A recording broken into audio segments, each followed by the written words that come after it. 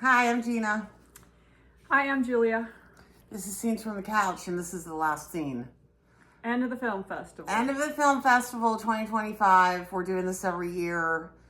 To all of you jerks that unsubscribed after I started posting these, why? I mean, why, honestly? You just don't have to watch these. You don't have to unsubscribe just because I put content up that didn't have enough knitting in it. I mean, come on. Seriously? Anyway.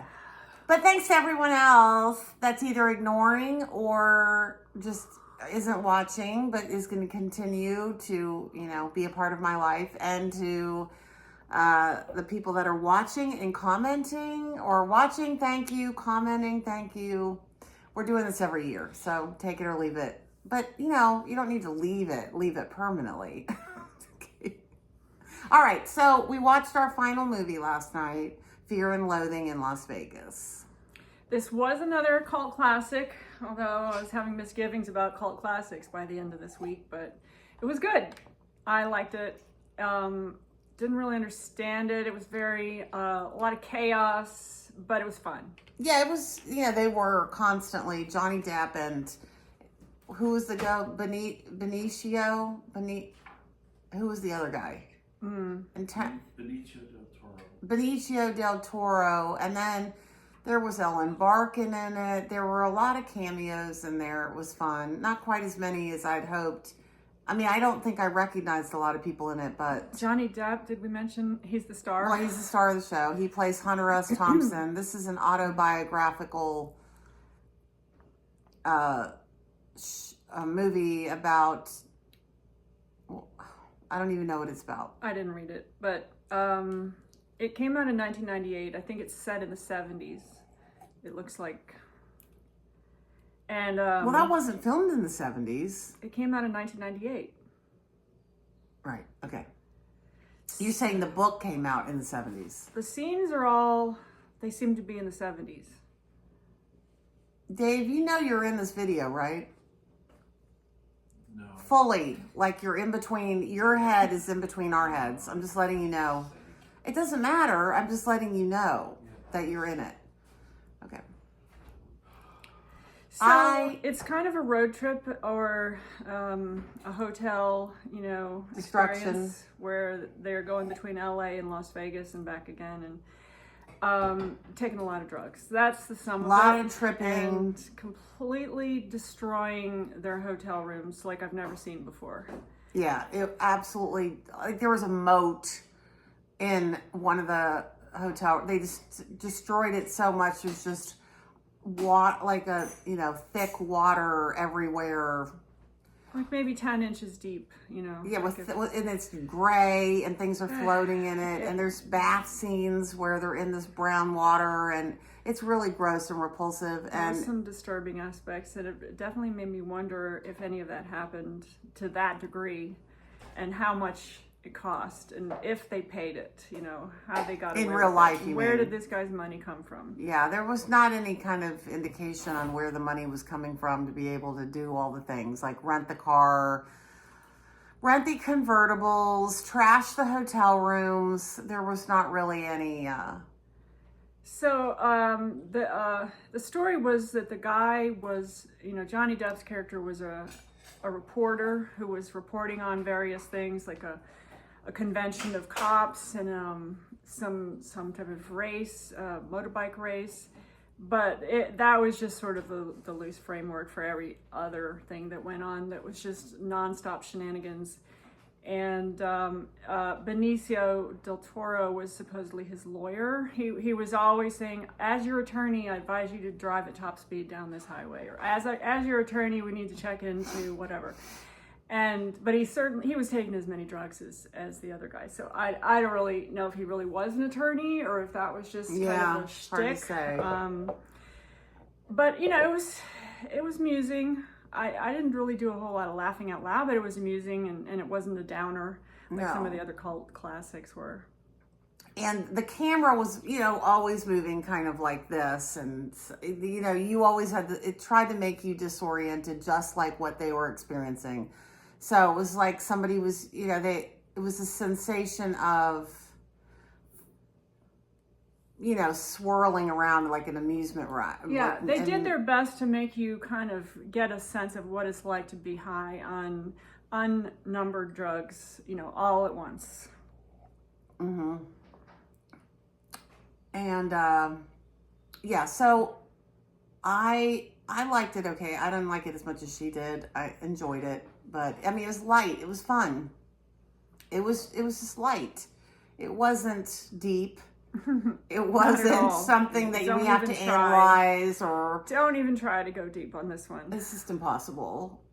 But it was pleasant. They made Jonny Depp look exactly like Hunter S. Thompson, though. I mean, with balding head and everything, they really did a good job. If you see pictures of Hunter S. Thompson, that's what he looked like. So, anyway, I give it a 3.5 stars.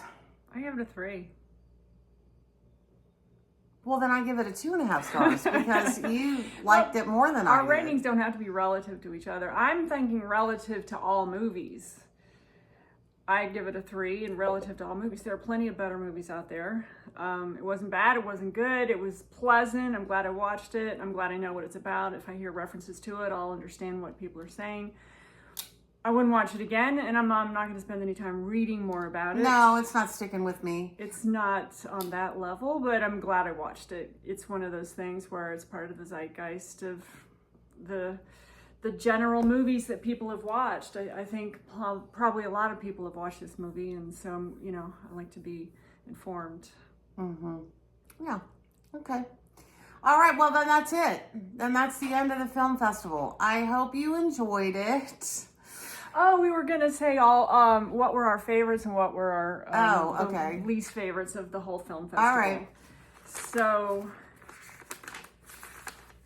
well, Witness for the Prosecution ran away with it for me, and then seeing the beautiful man, the French man Alain, in Purple Moon and the La Samurai. yeah, we for both me, agreed on those top two. The Witness for the Prosecution Yeah. and The Samurai were the top. Well, actually, they weren't the top two. You put Sinners. Yeah, Sinners I number liked. 2. Yeah, I liked it. Yeah, I would say Sinners was number. So yeah, Witness for the Prosecution, Sinners, and then I didn't even put Sinners up into my liked movies. They were in the average movie category. with Samurai, and then Purple Moon, and then everything else. And then the honorable mention in the liked categories was 12 Monkeys and the Anderson Tapes. They're up there and they're good, but they didn't rise to the top 2 spots.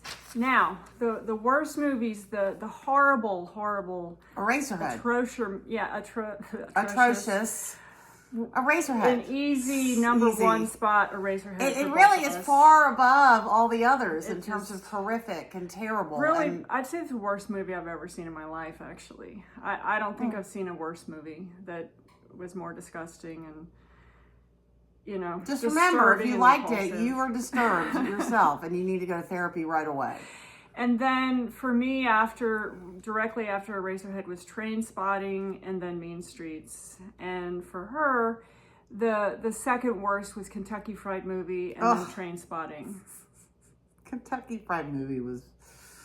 I would have liked Kentucky Fried Movie probably back when it came out, just because it was maybe relevant in some ways back then. But I mean, I didn't, they're making jokes about the president. I didn't even know who the president was. Was it Reagan? Carter? Who was it? Ford? I don't even know. So that's the problem. I don't think it would have been a whole lot funnier even if we had gotten most of the jokes. Okay. What we were saying yesterday is this was a precursor to Saturday Night Live, and if you remember, the way they announced Saturday Night Live is it's not ready for prime time, and this was not even ready for SNL. This was a step below not ready for prime time. So it wasn't even that great. It was just, it launched something that was like fake commercials, great, but it wasn't itself really that great. It Yeah. was just the foundation of what came later. I don't know. Maybe some people found it a little funnier at the time, but maybe it was okay. I mean, I'm glad I watched it. So now I kind of know the structure of movie history, but that's about it. Yeah, I mean, I don't have any problem watching a bad movie. I'm not mad afterwards. I'm like, okay, I watched it, so I know I don't like it. I mean, that's just how you view everything in life, right? You go through something and you're like, well, I didn't like that, but how would I know I didn't like it? I wanted to do it. I wanted to watch it. I wanted to. How would I know I didn't like it? So That's right. You that's have life. to take chances if you want to be well read or well watched, or even going to restaurants. It's always a chance. You don't know until you've gone and tried it, and you have to be willing to take chances. There's no guarantees in life. And all the rest of the movies fell into the mediocre to average category. We're not going to bother and mention because you already know what we watched. Yeah. Okay. So thanks again. She's going right now. Dave's taking her to the bus stop, and he's going to the farmer's market, and she's going to get on the bus. It's going to take her to the Roanoke airport, and then she's going to fly back to New York City. And then, yeah, that's it. And we'll do this next year. Hopefully we'll have a logo, scenes from the couch, a caricature of the two of us with a logo and sitting on a couch next year. And a whole different theme. Haven't decided what the theme will be, but it definitely will never be cult classics again. We've exhausted this category. It could be rom-coms. Could be 80s, could be 70s, could be French movies. I think we covered a lot of the 70s. Oh, there's plenty more. I know. We're not doing mob movies anymore. No, there won't be any mob movie themes. All right. Well, actually, would you comment below if you have an idea of the genre we should do next year?